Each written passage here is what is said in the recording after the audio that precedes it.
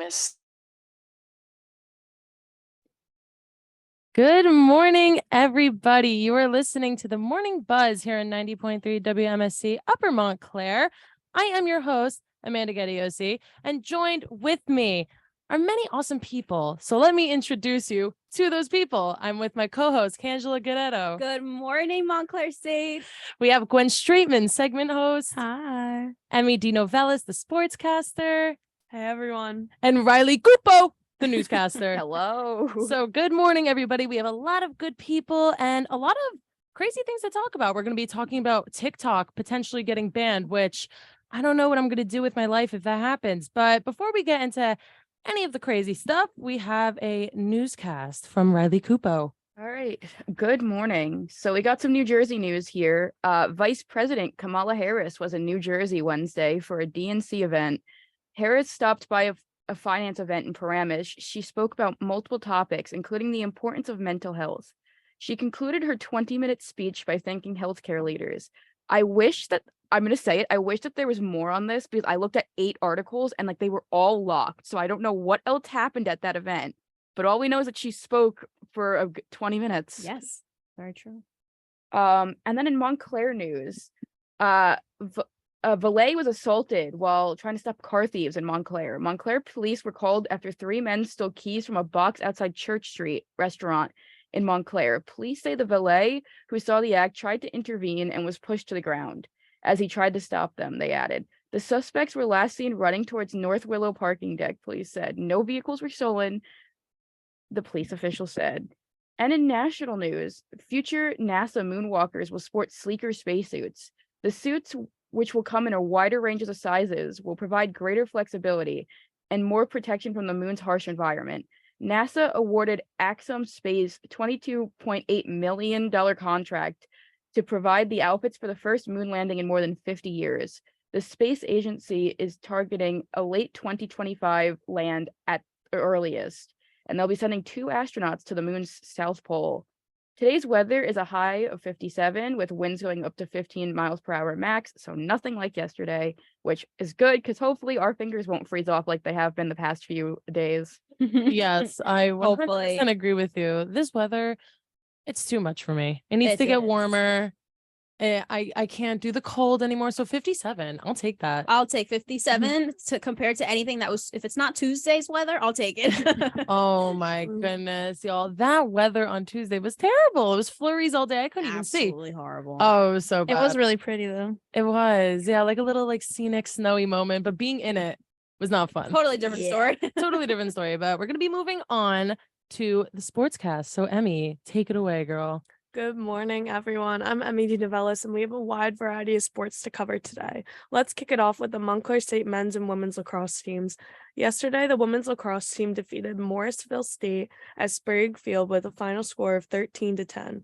Sophomore superstars Joelle D'Angelo and Chelsea Steck matched 3 goals each on the day. Freshman standout Nora Monaghan was named Rookie of the Week on Monday. While the men's lacrosse team took the road win against Misericordia 21-12. Matthew Holland scored a game high of 5 goals, while Tyler McCreary is now the all-time leading scorer in Red Hawk history. Meanwhile, this past week, the NJAC All Honors Awards came out as 4 Montclair State athletes for the men's and women's track teams earned individual awards. Sydney Whetstone and Tanya Gills gained recognition, while Owen Fogarty and Kamani Carrington did as well. With the spring sports underway, the Montclair State softball team will take on the doubleheader versus Hunter College on their home field on Friday afternoon, while the men's and women's lacrosse team will hit the road to take on their opponents this Friday. This past Tuesday, the New York Rangers defeated the Washington Capitals 5-3, while the New Jersey Devils fell short of the Tampa Bay Lightning 4-1. Last night, the New York Islanders secured a win over the Anaheim Ducks 6-3. Tonight, the Rangers will host the Pittsburgh Penguins at 7 p.m., while the Devils will take on the Tampa Bay Lightning at 7 p.m. at Prudential Center. The Islanders will play the San Jose Sharks on Saturday night at 10:30 p.m. On Tuesday night, the Brooklyn Nets lost to the Oklahoma City Thunder 121-107, while the New York Knicks defeated the Portland Trail Blazers, taking this win with a final score of 123-107. Next up, the Brooklyn Nets will host the Sacramento Kings at 7:30 p.m. tonight, while on Saturday, the New York Knicks will take on the Denver Nuggets at 1 p.m. Hope everyone's excited that Friday's tomorrow. Back to you, Amanda. Yes, I'm very excited that Friday is tomorrow, but thank you for that sportscast, Emmy. Amazing sportscast. I just have to say quickly something about sports, which I don't know if anyone else cares, but I do. I'm pretty sure it's confirmed that Aaron Rodgers from the Green Bay Packers is now moving to be the new quarterback of the Jets. And to me, I'm a huge Jets fan, so this could be exciting. I don't know how I feel about it. You know, he's 40. He's a little old. Not saying that 40-year-olds are old. I'm just saying for football, I don't know, but pretty exciting stuff. So I guess we'll see what happens with the upcoming season. But anyway, moving on. I just had to get that out there. Yes, definitely. Well, we do have some breaking news for you, Montclair State. So just in this morning from the New York Times, the Pentagon's European Command released the first declassified video images from the Russian fighter jet colliding with an unarmed U.S.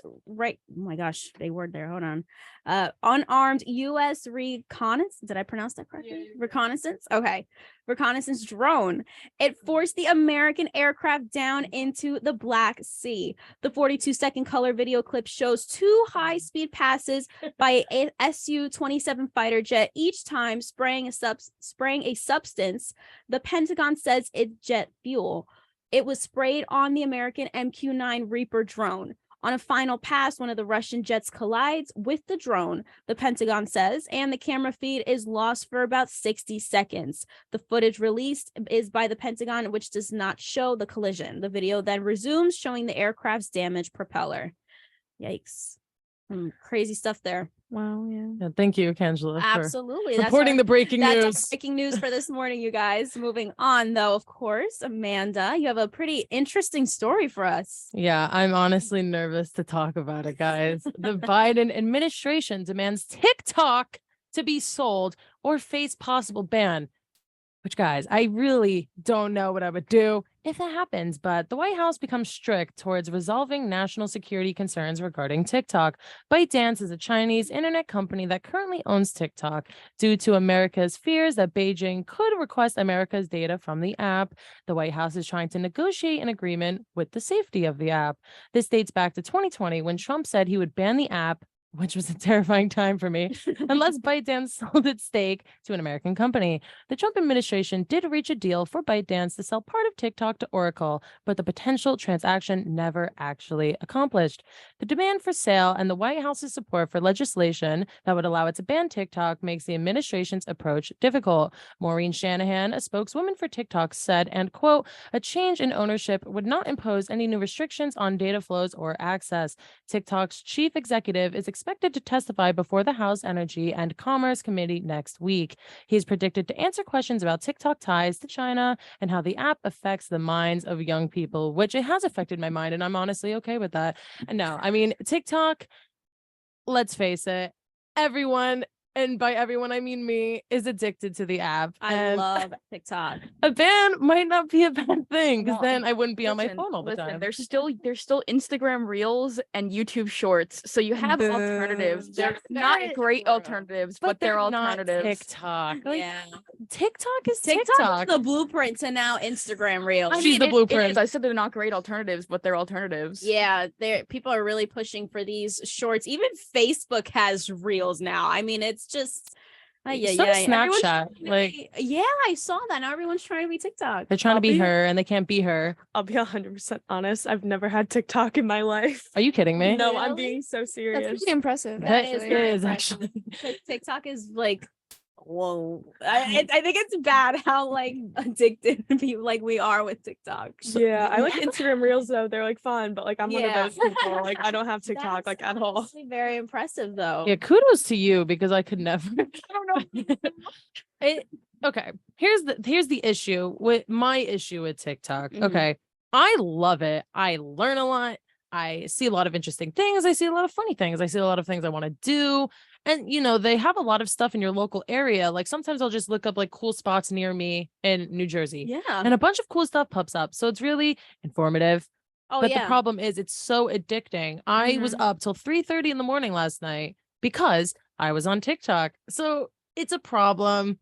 So I don't know. Does it need to be banned? I mean, that's a little extreme, but I feel like there should be some restrictions, or like Yeah, maybe like TikTok has had quite a journey. Right. Like, I mean, I remember when it was Musically. girl, me Like, too. and the news of like hearing that now it's called TikTok and everybody hated it. It's the irony because now we're all like Mhm. obsessed with it. It's so Yeah, people funny. used to be like, "Oh, that's so Why is cringe." it? Yeah, like why are you calling it TikTok? Like it's basically dead. Like it's not gonna be Mhm. the same. And now we're all. I think I like TikTok instead of like the Musically. Musically, yeah, thing. Musically, like the whole thing was just watching other people lip sync to the same song over and Totally. over again. I like this one it's kind of like a mini Vine. Yes, exactly. is. That's exactly It what I'm saying. is. It's like a combination of Vine and like, yeah, like there's still lip syncing videos, but now it's like you can watch a whole YouTube video and Oh, like yeah. and like a TikTok. It's hilarious. And I think there's more space to be creative Oh, and yeah. like up and coming people who want to be influencers. I think TikTok is a great platform for people to really like Such get a their great start platform. and like learn new things. It's just very addictive. So I don't know. For me personally, I tried to set restrictions on my phone, but I just shut them off because you Yeah. know Not working. it's not working, girl. Oh, So gosh. I hope it doesn't get bad, but you know, Sure. Yeah. bad. I just said bad. I hope it doesn't get banned. Hopefully, But, you it doesn't know, get banned. I I guess we'll think see. it will. I mean, it's They didn't that's do it it's last time, so It's a very powerful move to be able to do that. I don't know. We'll see. We shall see. Hopefully not. Moving on to our next story. Moscow will work to retrieve the damage of an American drone. Well, speaking of that drone, a Russian fighter jet, as we stated before, collided with an American drone that crashed into the Black Sea. The chairman of the Joint Chiefs of Staff, Army General Mark Milley, told the reporters that the drone probably broke up into the crash and its debris was just under thousands of feet of water in the Black Sea. And officials also said that Russians will most likely be able to collect some pieces of the debris, like metal chunks. Milley said, and quote, "We are quite confident that whatever was of value is no longer of value." He acknowledged in a press conference that the U.S. doesn't have any Navy ships in the Black Sea for a recovery operation, with some debris sinking to a depth of at least 4,000 feet, a recovery operation that would be extremely challenging. And a Russian Security Council secretary said that they don't know if they would be able to retrieve the drone, but they're definitely going to try as hard as they can to do so. So, you know, really just pushing forward to try their best and see what solution can come out of this. Okay, in my opinion, I feel like why even try to retrieve the drone at that point? It's 4,000 feet. That's not a walk in the park. I feel like at this point it's a lost cause. We should both just, you know, let it sink, whatever. And plus, listen, it crashed and it's sinking. Unless and there's it's something else sunk. we don't know about, True. you know, because Like what info's on there? Like, oh my God, we have to get like it's 4,000 feet, babe. I don't know. Yeah, how we're babe, gonna... it's 4,000 feet under, girl. Yeah, I don't know how to do this. I think it may just be like America not wanting to leave any of their stuff behind for the future. Like if we find something, Right, exactly. That's what I'm thinking. You never know. There's some very hidden stuff out there. So who knows what this is holding that they're so desperate to go down 4,000 feet to get. Yeah, I guess we'll see. I We'll mean, see. in my humble opinion, just leave it. You know, Yeah. it's already down there. Just leave it. Let her live down there. Right. She'll whatever. Right. Moving on to the new anti-bullying policies that create concerns for parents.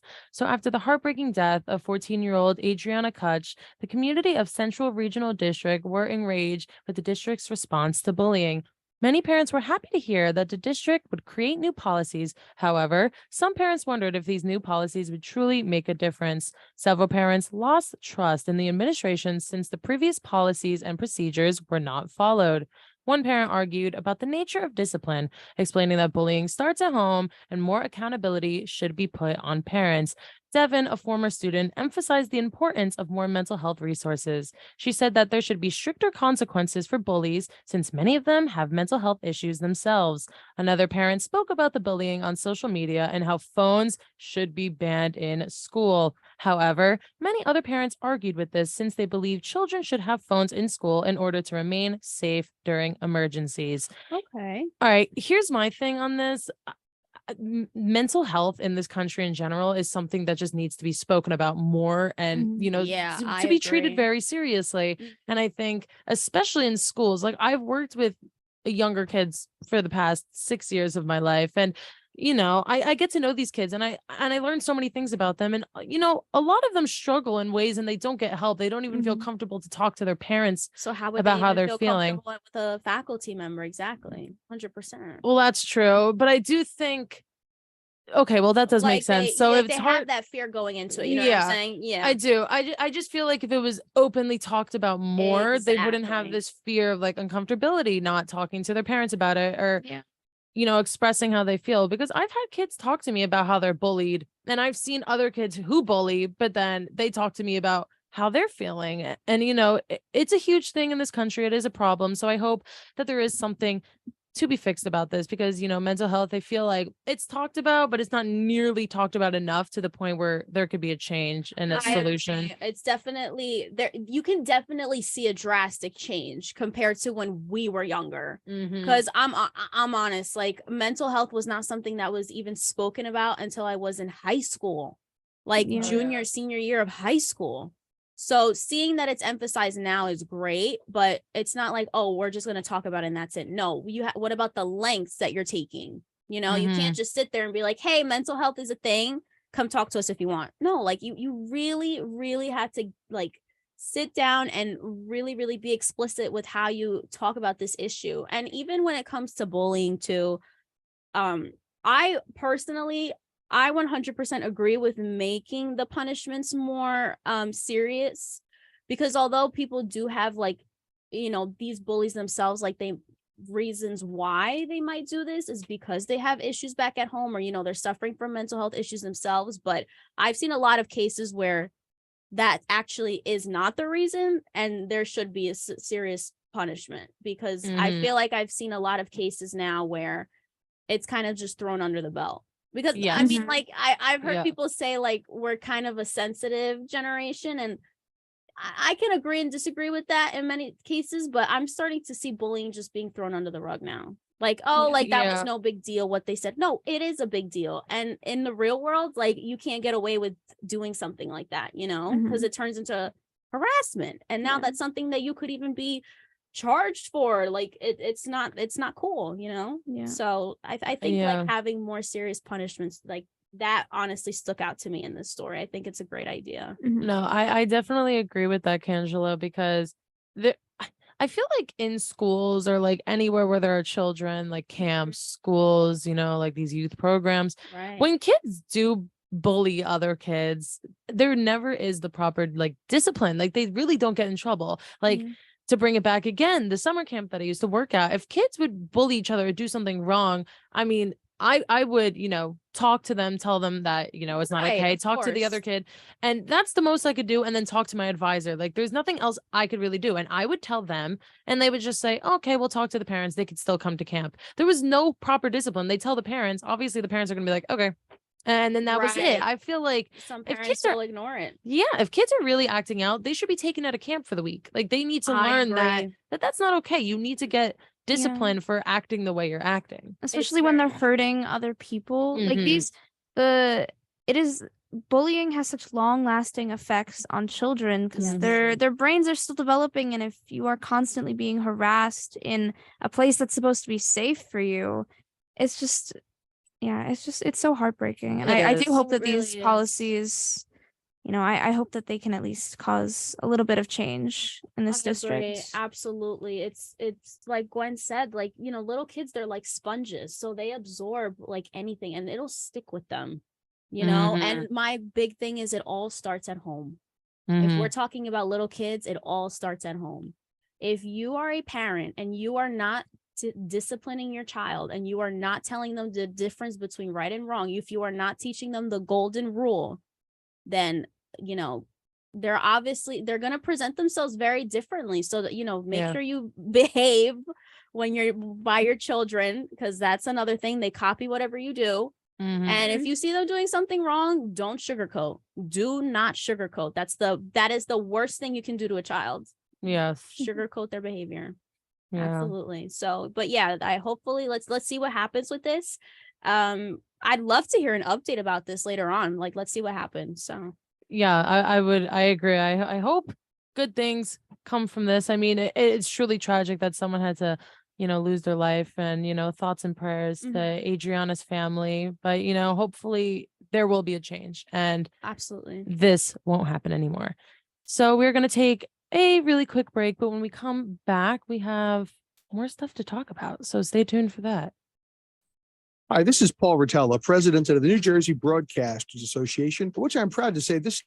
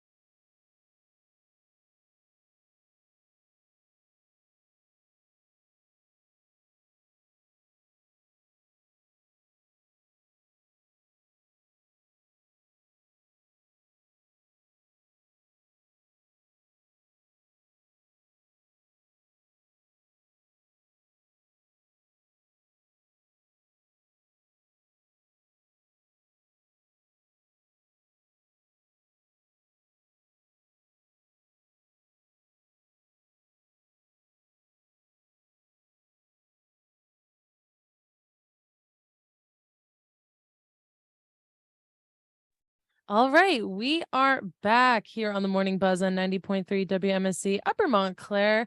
I hope you guys didn't miss us too much during that break, because we are back and we have a lot more to talk about. Yes, we do. So For our next story, we're looking at the women's liberal arts college in Massachusetts called Wellesley College. And a lot of students there, they approved a ballot proposing to change its admission policy to welcome all transgender and non-binary students. Right now, the school only accepts applications from, quote, those who live as women and consistently identify as women, and those who were assigned female at birth and who feel they belong in our community of women. The initiative called on the school to use gender-neutral language, like replacing women with students and she, her with they, them. The college concludes, quote, we will continue to engage all students, including transgender, male, and non-binary students, in the important work of building an inclusive academic community where everyone feels they belong.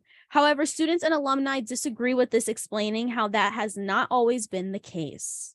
Okay. Well, I mean, hearing this, that makes me really excited and really happy that, schools, especially like an all, quote, all women's college, is going to be way more inclusive and use gender neutral language and allow, they're allowing they're opening up to it, which is great. Yeah, no, I was really glad when I first read about this because, and there's a quote in, I think, one of the articles that I saw that said like, they've always been doing this, but like now they're just gonna make it official. And I love that. I love that they're finally taking this initiative to actively include these members in their community.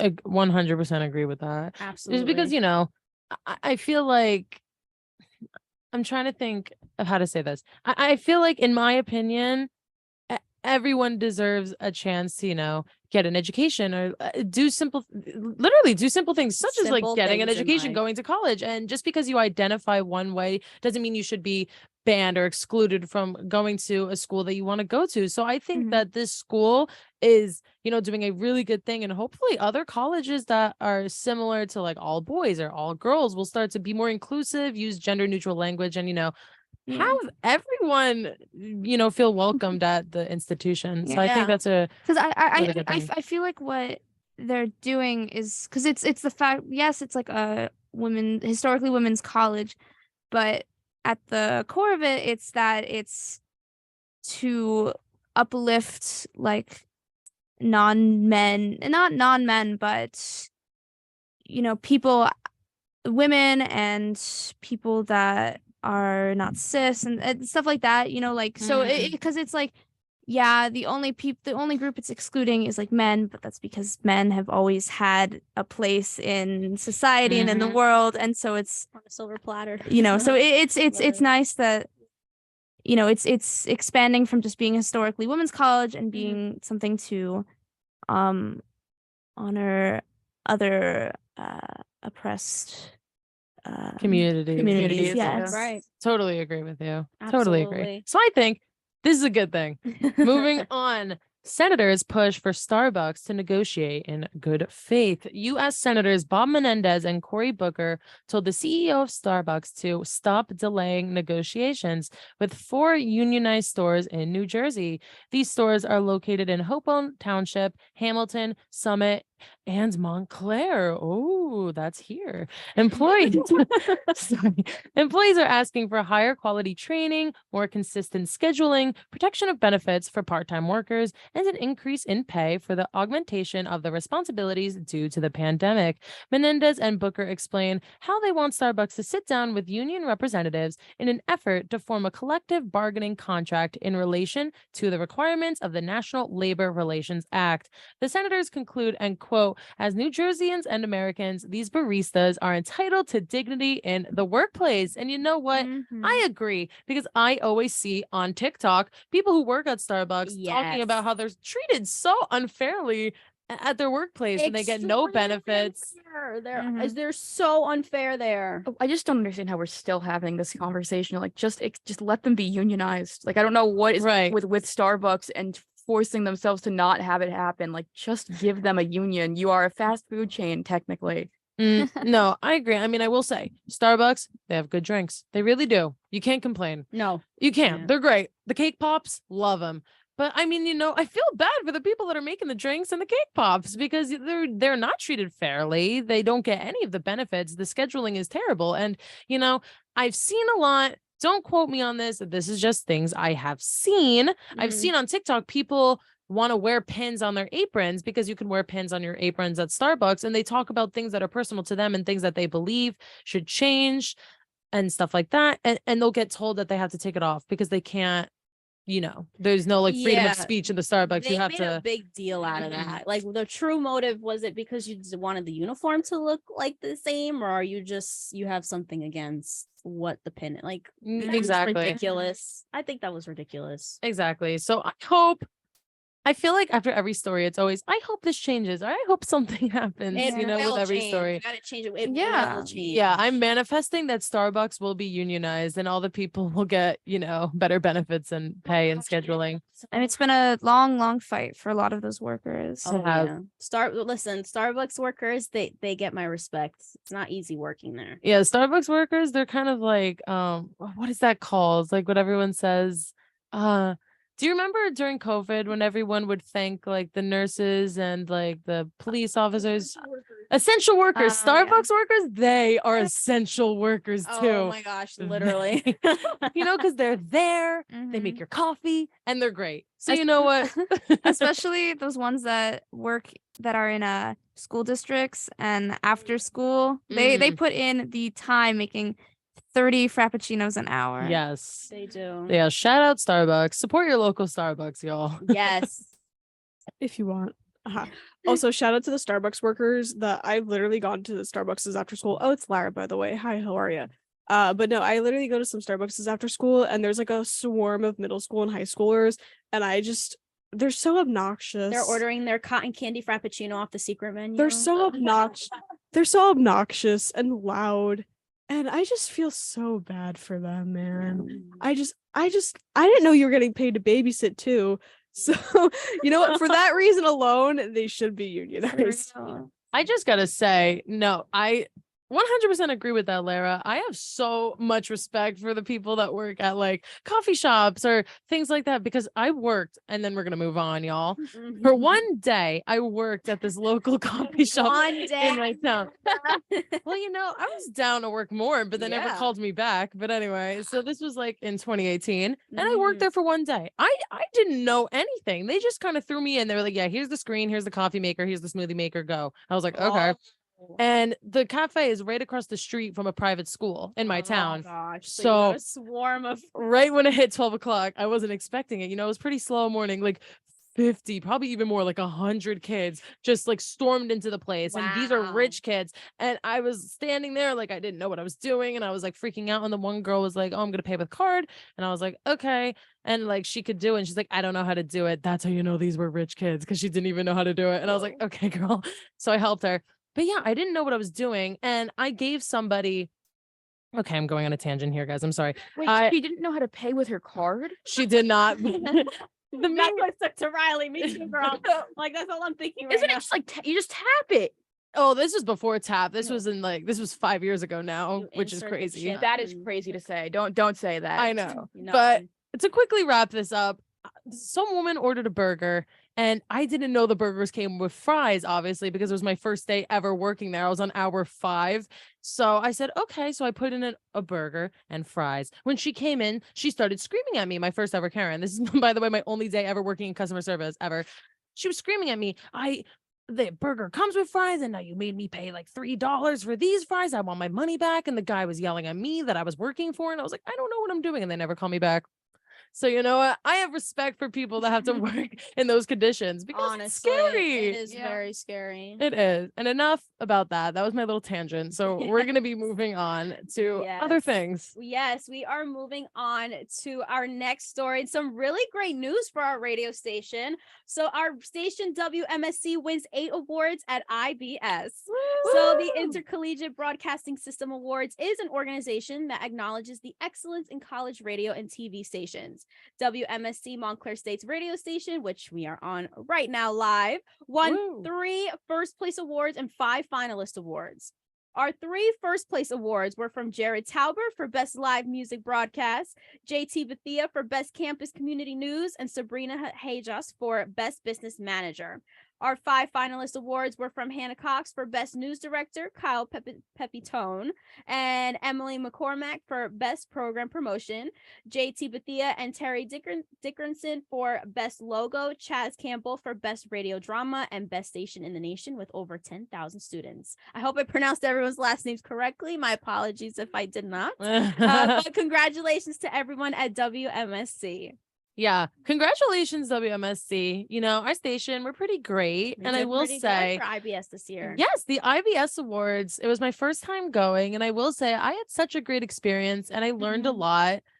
And, you know, it was a lot of fun. And, you know, congratulations to all of the college station winners, but especially WMSC. You know, we worked really hard and I'm really proud of everybody that won. Yes. So it was a very good experience. It was so much fun. I loved that into conference. Like that was the best. It was weekend ever.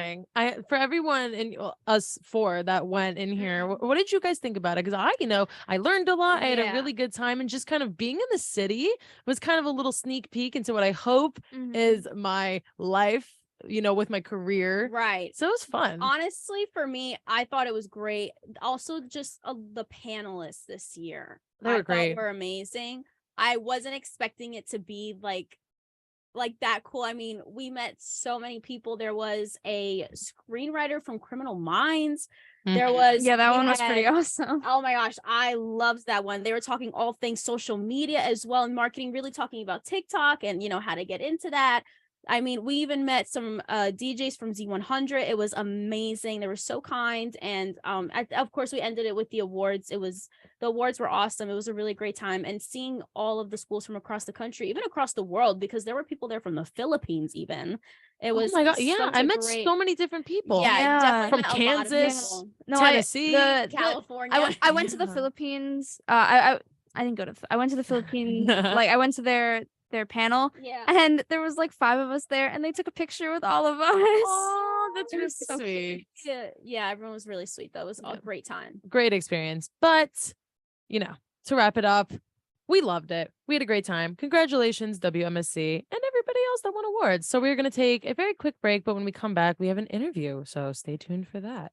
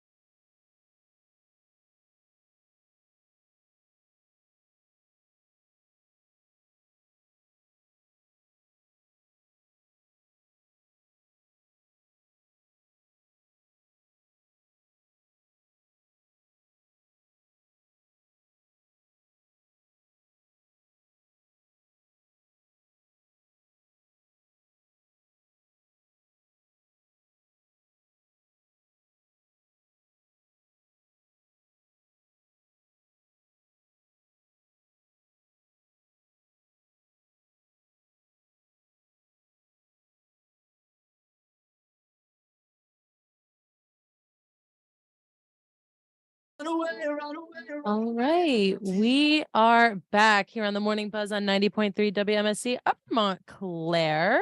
And here at Montclair State, we have many special events happening throughout the semester. And joined with us this morning is Tabitha Riley and Natalie Lopez, two of the academic programming coordinators at University College. So thank you two so much for joining us this morning.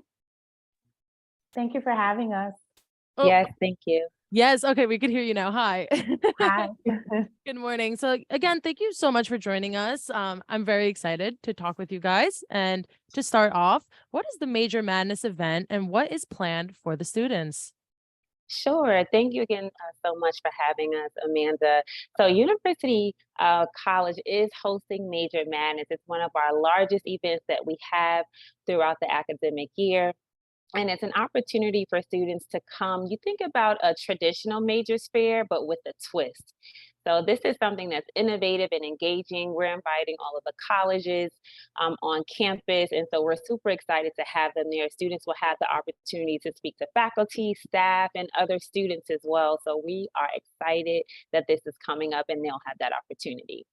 Yeah, that is very exciting. That's really awesome. So exciting. And, of course, I'm sure an event like this really is beneficial for students, of course. So how does it feel to be able to help these students find what they want to study? Because, being in this position of kind of being undecided, it can be a lot. And, you guys kind of coming in here like superheroes, really just helping out. So how does it feel to be able to help these students out throughout this process? So transformative and impactful are the two words that come to mind. Our team, we love what we do. We love being able to help the students kind of navigate their journey on exploring what we have on campus and exploring themselves, right? Understanding themselves and what majors align with them, and having them kind of make that connection. And so we love doing that and helping students put the puzzle pieces together, right? And really get the full picture of what would be the best decision for when they do decide to declare a major, making sure they're informed and making sure they feel good, right, about the major that they're going into. So, it feels good to be able to support and help the students on that journey and that process.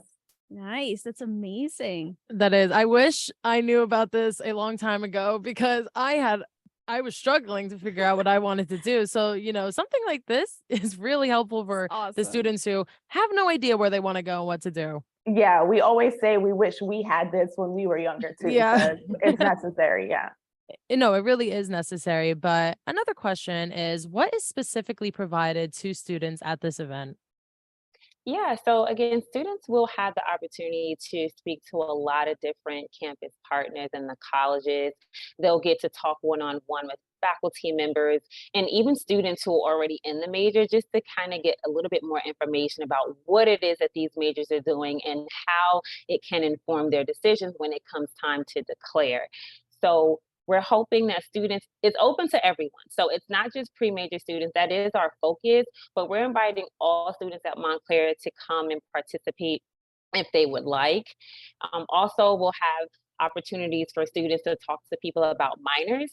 We don't get too much play about minors. So, Yeah. so absolutely. So if you already have a major, that's perfectly fine, but you may find out that you have other interests or even want to just get some additional information.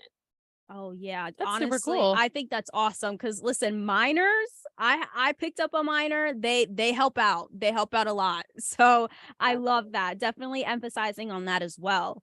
Absolutely. And our next question for you is, if students are interested in participating in this event, where exactly can they find more information about it?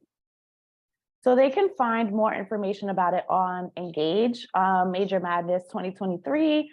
If they search for that, they can find it on there. They can RSVP there. They can also find on digital signs. The digital signs on campus have the posters on there. So there's a lot of different ways. UC News, we send out a newsletter that goes out every 2 weeks. It's going in Red Hawk News. So there's a lot of different platforms, but Engage is the primary source where they can go and get the information they need. All right. Very nice. See, I'm graduating this semester, but low key, I kind of want to go to the event, see what I was Honestly, missing. yeah. Come on through. Oh yeah, I've got senior year coming up next year, and I do need a couple more credits. So who knows? Maybe picking up another minor. I think Yeah. this is a great event to definitely come and check it out. You never know. But one last question. How does it feel to help so many students out with finding out what they want to pursue? That's a great question.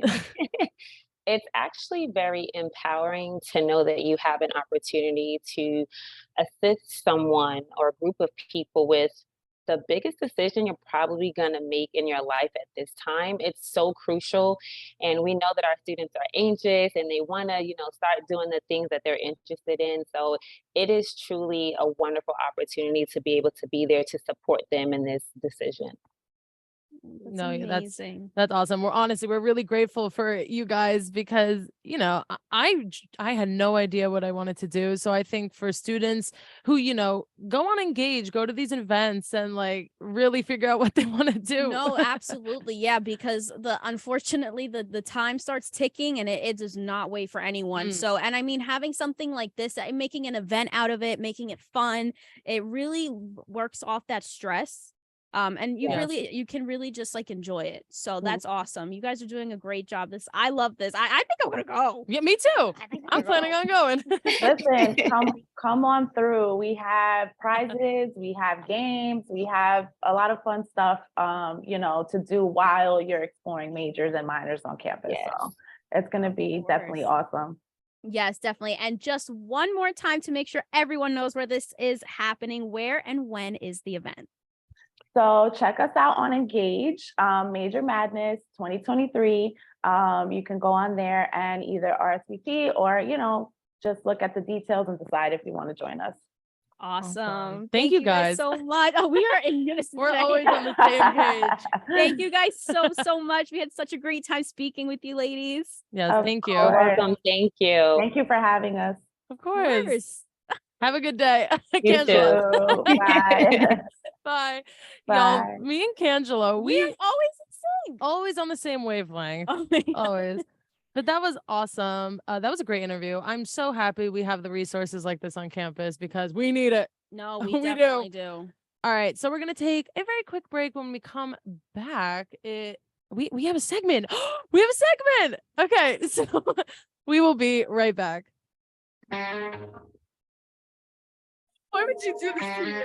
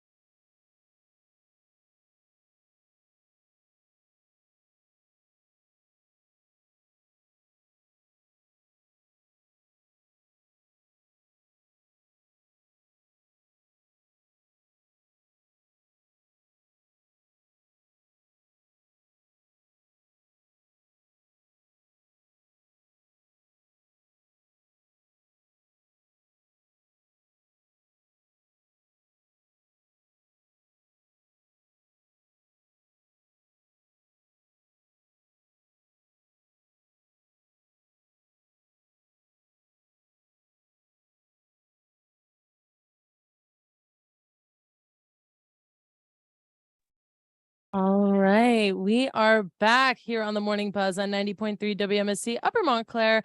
Guys, that was Hold On Till May by Pierce the Veil, and that just really healed my emo 8th grade self on the inside. That song, it's truly a classic. You can't go wrong. But now, the moment you've all been waiting for. Our favorite segment. Gwen! Hi, guys. Okay. I'm Gwen Streitman, and here is my segment on the local music scene. So, first off, here is what we have for WMSC promotions. So, our first giveaway of the semester is Mustard Service. Like, that's fake. Like, that's not. It can't be.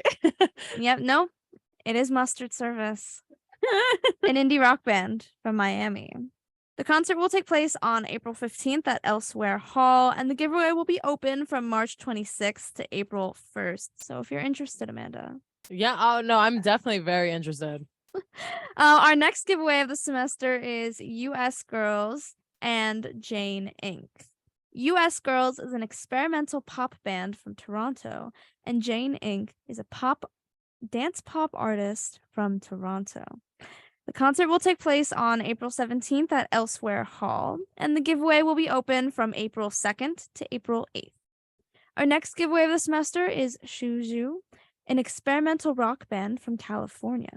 The concert will take place on April 19th at Le Poison Rouge. This giveaway will also be open from April 2nd to April 8th. And then our last giveaway of the semester is Origami Angel, an indie rock band from Washington, D.C. The concert will take place on April 22nd at Le Poison Rouge, and the giveaway will also be open from April 2nd to the April 8th. And to participate in any of these giveaways, you can visit our website, wmscradio.com. And now in Montclair events, so the John J. Calley School of Music presents 4 fantastic events this weekend at the Alexander Kasser Theater. The first event is the University Wind Symphony and Clifton High School Wind Ensemble. The concert is tomorrow, March 17th at 7:30 p.m. The next event is a choral showcase of Montclair's university singers, 2 guest high school choirs, and 3 combined choirs comprised of high school and college students. This concert is on Saturday, March 18th at 8 p.m. The next event is the University Symphony Orchestra. This concert is on March 19th at 3 p.m. And then the last event is the University Jazz Ensemble. The concert is on March 19th at 7:30 p.m. And again, all of these events will be at the Alexander Kasser Theater. And now in local shows. So tonight, the Seven Crest, a venue in Teaneck, New Jersey, has an indie rock concert with performances by Swanson, Lavender Sky, and The Walls. And the show is at 8 p.m. And Swanson was actually on Unplugged a few weeks ago. Very nice. Yeah, you know.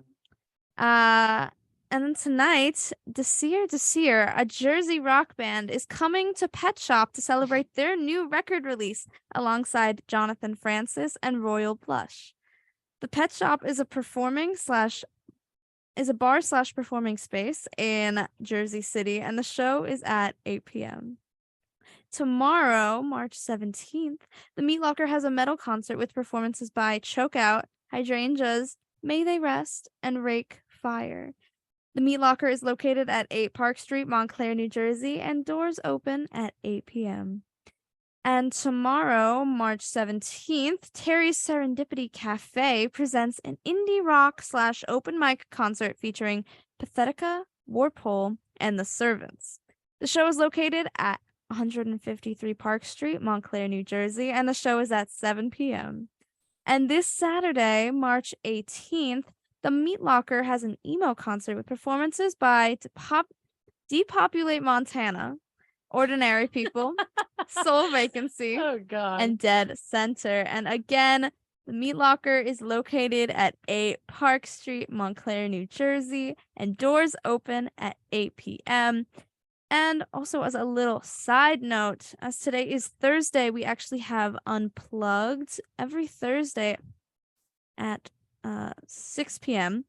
at 6 p.m.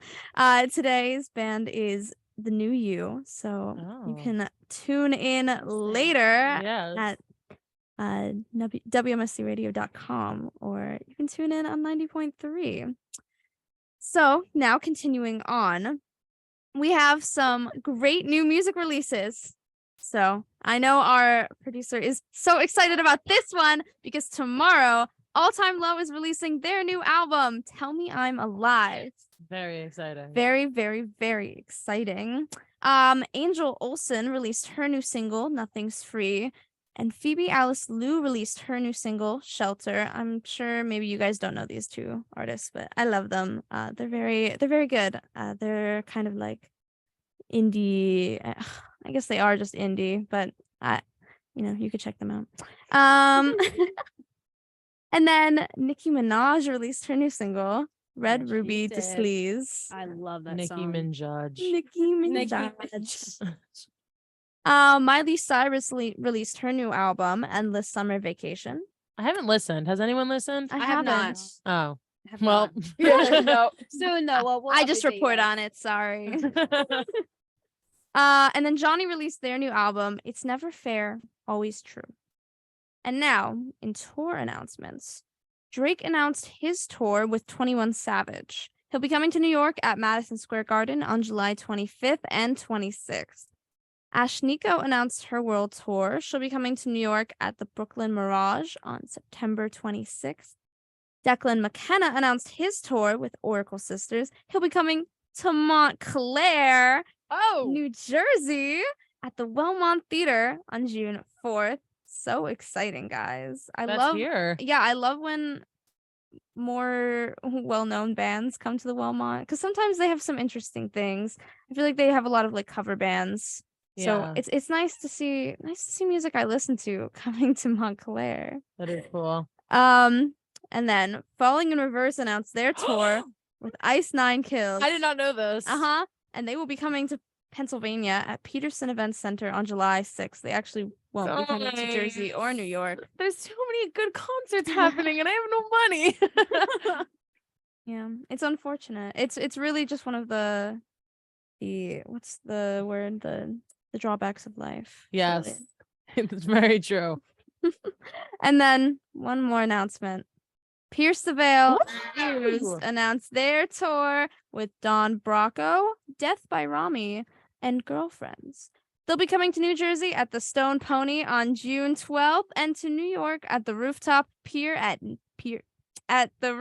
at Pier 17 on June 13th. And guess who's going to that? Me. Are you going? Amanda's going too. Yes, I did. The second those tickets dropped, I was like, Oh my gosh. I'm going. Wow. I'm not even gonna lie. Wait, are you going to the Stone Pony? Yes, I'm going to Oh Stone my Pony. gosh. Amanda and I finding fun. Amanda and I finding out we're going to the same concert on air. We're gonna have to find each other through the mosh pit there. Oh gosh. I'd be like whisked away in the mosh pit. She's gonna find Amanda in the middle of the mosh pit. Oh my gosh, that's so fun. I'm not gonna lie, I did get the VIP tickets. I did, yeah. I mean, like, I only get let in early, but like, and I get, dude. Okay, so for those who know me personally, they know I love tote bags. So if you don't know me personally, now you know that I love tote bags. So for the VIP for the Pierce the Veil tour, you get a tote bag. I get a freaking tote bag, you guys. That's awesome. I feel like VIP things are usually just like, oh yeah, you get in early. No, I want something with it. Like, you gotta give me something. I get a signed poster too. That's wow. Nice. I'm gonna build a Pierce the Veil shrine. That's sick. But yeah. That's amazing. But now that I know you're going early, I'm gonna be like, girl, where are you? try to get my way in there. Last year when I went to their concert, I pushed through, y'all. I pushed through people, got to the front because I was not playing. This was my first time ever seeing Pierce the Veil after being fans of them since 2013. I was like, I'm getting to the front. But anyway, was that everything? That's everything. Oh, round of applause. Amazing. Fantastic. It is 8:01 actually here on the Morning Buzz on 90.3 WMSC Upper Montclair. That was an amazing segment, Gwen. Thank you. Thank you. Bunch of new music, bunch of new things, and local shows. If you want, go check it out. But I would just like to say before our quick break, I went on a random band name generator while you were talking. And I'm gonna just tell you some of my favorites. Let me find it. There was one that I really liked. No, I was just thinking of that because I put all like the promotions up on the website, and I was just giggling over spring break every time that a name came up because I was thinking exactly of what you said with the random name. Yeah. Quiet Tooth. Like that's Ooh. fantastic. And that could be, I could see that being like a emo band or something. Quiet Tooth. Mm. There's Walking Twins. See, these are good ones. Five Odd Rabbits. Ooh, See, that's very good. I like that one. Yeah. Yeah, there's a lot of good ones. Maybe that's how these people. Maybe that's how these bands create their names. Oh, 100%. I'm doing it again while we're here. You do it and you find like a Yeah. gabagool. Gabagoo. Gabagoo. Oh my God. Wait, these are so funny. The Tiny Heroes of the Moon. That's that could be a song. Oh, Tiny Heroes of the Moon. write that one down. Yeah, that's a good one. A box of lads with gray key. Like, what does that even mean? All right. This is my favorite. Why Ostriches? Why? And I'm gonna just end with Wow. that. That's gonna be my new band name. Why Ostriches? Why? But we're gonna take a quick break, and when we come back, we're gonna do some Am I in the Wrong? So we will be right back. I'm Nick Hughes, and you're listening to 90.3 WMSC Upper Montclair. Oh, yeah, it's radio time.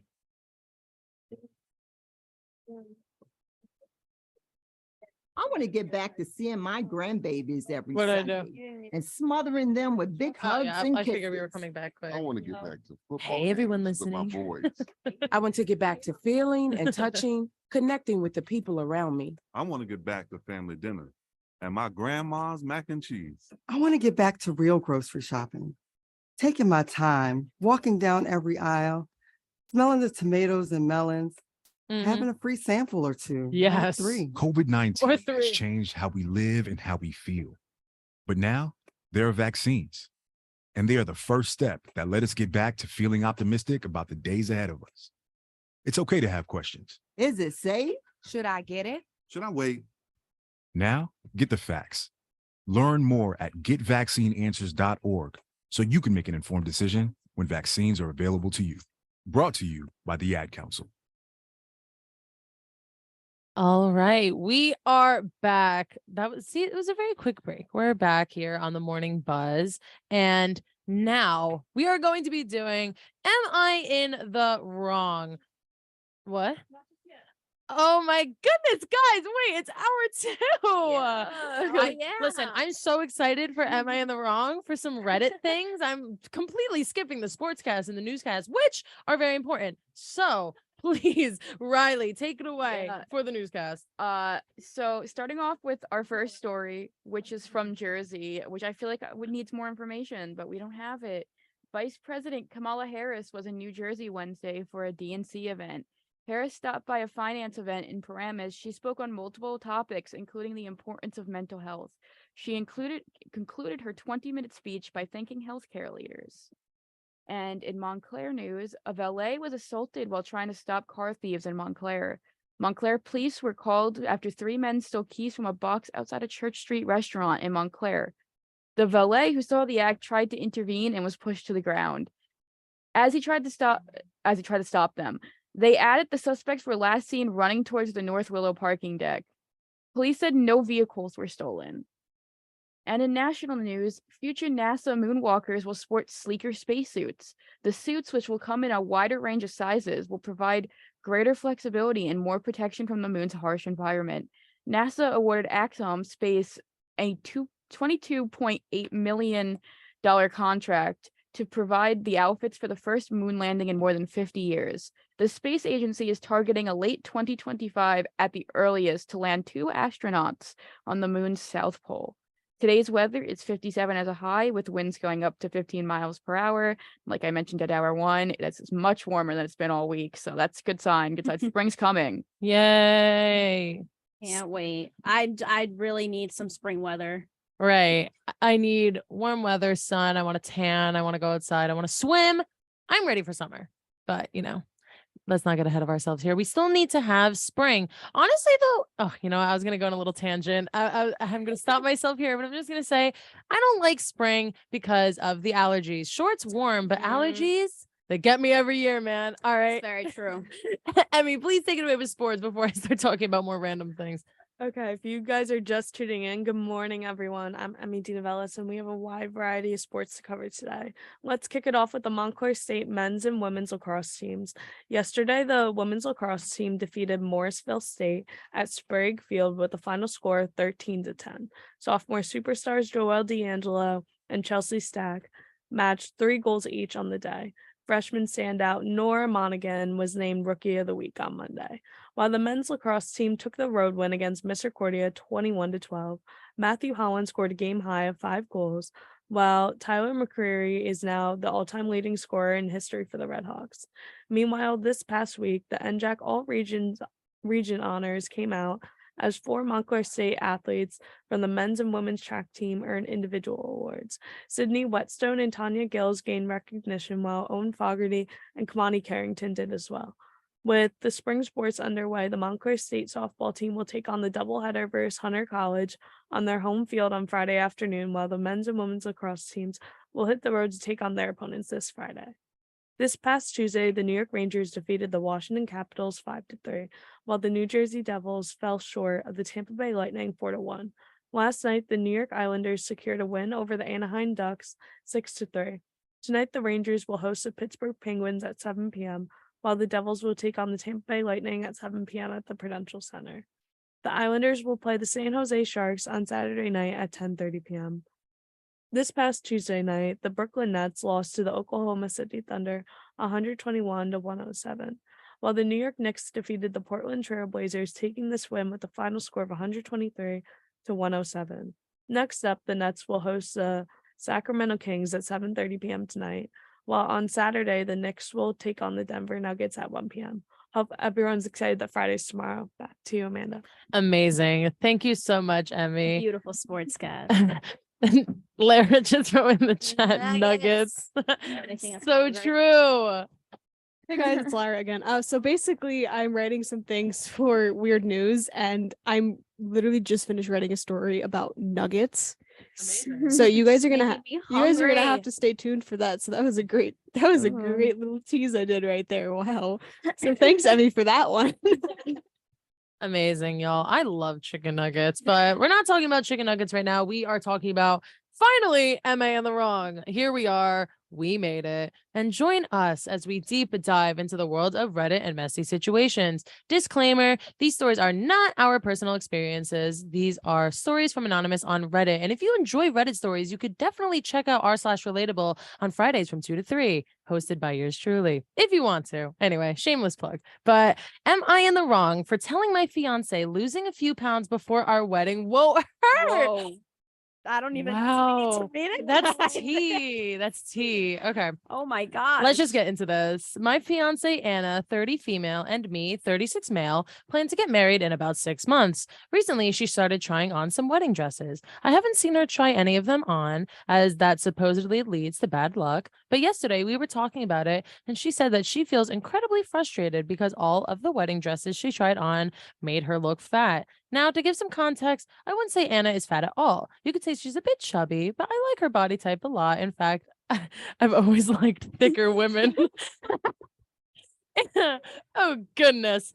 Anna is very self-conscious about her body, though. I told her that I doubt that's really true, and I'm sure she looks great. It's probably just in her head. And I kept insisting that the wedding dresses didn't fit her right, though. That's when I told her that if she really feels so strongly about it, she might want to try to lose a few pounds before our wedding by making some changes to her diet. Anna didn't take this comment well at all. She seemed angry and told me, "I always knew you thought I was fat." I tried telling her that this is not the case at all, that I like her just the way she is, but she didn't want to listen. Then she locked herself in our room and started crying. Do you think that I am in the wrong? I didn't want to make her feel bad, but that's what ended up happening. I mean, I would cry. I would too. And I think, but the thing is, honestly, I feel like this is a situation where it's like, guys just don't think the way we do. And he seriously thought he didn't do anything wrong. He was like, I'm sure he just stood there like, wait. Like, what did I say I wrong? do? I thought I thought I was helping, you we know? just want the reassurance. Like we don't want like in my personal opinion, I wouldn't want, if I was complaining about this, I wouldn't want a guy to be like, oh well, maybe lose some weight. I would want them to say, no, like I doubt it. You He look just didn't great. know You what look to great. say. You- Like he's Mhm. I don't think he had bad intentions. Yeah. Because it's like I if I put myself in his shoes, he's probably like, okay, well, there's only like another option. Like if she's like that upset, but that's not what you like. You don't say it As a like you're not girl, thinking ahead of, yeah. you know. As a girl, I hate when like I'm trying to like, how do I word this? When I'm trying to say something or like say how I feel, and the guy's just like, oh, okay, we'll do this. I'm like, no, Like that's that's the way not what I we wanted you to don't say. think the same. No. And it's been proven. Like that's just that, you know, females have a very different thought process than males, you know. But Yeah. I think he's in the wrong for saying it, but I know his intention. It looks like that wasn't his intention to make her feel Mhm. bad. So Like, that's why I'm yeah. like he's I agree. kind of not in the wrong. It's just the statement itself. Like you just don't Like you say can that. lose some weight. That to someone that's he definitely seems like he really does love her and loves her for the way she looks. He was just trying to help but ended up making it worse. Poor guy. But the part that like gets me is when he said, now to give some context, I wouldn't say Anna's fat at all. You could say she's a bit chubby, but I like her body type and I've always liked like women thicker. And like he Right. explains that she's self-conscious. So when someone's self-conscious, you need to like boost them up and not Right. that's not the moment like where she's like, yeah, like she doesn't like the way she looks in certain dresses. So like Yeah. hype her up as her fiance to like Right. make Yeah. her like love the way she looks in that dress and feel like confident, not to tell her to lose a few pounds and then you have to get dress alterations Yeah. to the dress too Yeah. on top of that. So I don't think it makes sense. I definitely agree with you, Emmy. I That's think very the true. thing is because we are a group of girls, we are gonna feel one way. I think if this was a group of guys in here doing They'd this, am I in say the wrong? It'd something be a different else, story. right? They'd be like, well, I was just trying to help. Like, Yeah, no. So I have to agree. I would say that, he didn't have bad intentions, but the execution was not there. So I have to say he's in the wrong. Yeah, I'm gonna have to say Do that do we too. agree in Yeah, the wrong? I would Yeah. say he's in the wrong. Like, it doesn't mean that he's a bad person. He just made the wrong choice. Yes. And Reddit's vote is also in the wrong. So they agree with us. There you go, ladies and gentlemen. There you go. All right, then. So moving on to our next, am I in the wrong? So am I in the wrong for getting a job without my parents knowing? All right. So I, 20 male, just got a job as a barista. Oh, At wow. Starbucks. At a barista at a coffee shop I frequently visit and didn't tell my parents after my first day. I did this because they have never wanted me to do work and school at the same time because they think I will chase money in the present and give up on school.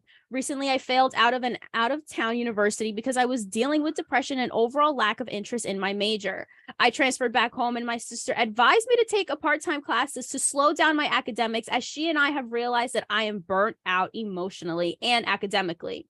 This means that my apartment back at school still needed to be paid. I tried to sublease, but I got no luck because of the time of year. I have been borrowing money from my brother to pay for it, but I absolutely hate it. He is kind and doesn't need me to pay him back, but I feel absolutely horrible. My parents can't cover the cost because of our financial situation at the moment. Anyways, after I told him about my job, my dad exploded on me. My mom was more open to the idea and came to an agreement that as long as I kept my grades up, I can keep working. My parents think that I'm throwing away my potential because I'm a smart kid. I just wanted to experience being a barista because I love coffee and was given the opportunity at a very high quality cafe where I can really learn and make cash to pay my brother and other obligations. I have never gone against my parents' word, but trying to for once because I don't think I'm necessarily doing a bad thing. Am I in the wrong? What is the problem here? Like, there's not really a problem. Like, this all seems realistically fine. And they're 20 years old too, so I feel like Yeah. they can make that own decision. I can see where the parents are coming from 1000%. But I don't think it's for you to blow up on your child like that. I don't think it's that you don't have to make it that extreme. But I do understand where the parents are coming from because listen, once some people make a couple dollars, like they get into that loop, and then it's like, oh, like maybe I'll just stay working instead. And, you know, you have to think about reality here. Like in some situations, someone can make a couple dollars and think they can live off of being a barista. And that's not the case. So you can't get used to that.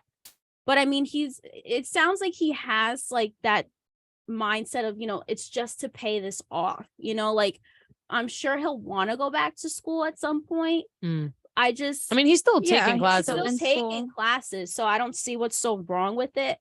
I think it's just the parents worried about his grades, I think which what's I can funny- understand. No, I get that. But I think what's funny about that is I'm in school right now and I don't have a job because I cannot handle radio 6 classes and a job, but I am very broke and my dad wants me to get a job so badly. He's like, "Oh, I don't care. Like you need to get a job because I have no money." So I don't understand how the parents could see how it's a problem, especially because of their financial situation when they want their kid to, you know, get a job and take classes so they're making money for themselves and not having to rely on you, especially in your financial situation. So I don't know. I would, just because I personally can relate to this to some extent, in my family, it's actually the complete opposite. So my mom is she's very on like about my academics, and she has no problem with me like having a job. But the moment and this happened with the last job I had, I actually worked in retail, which was horrible.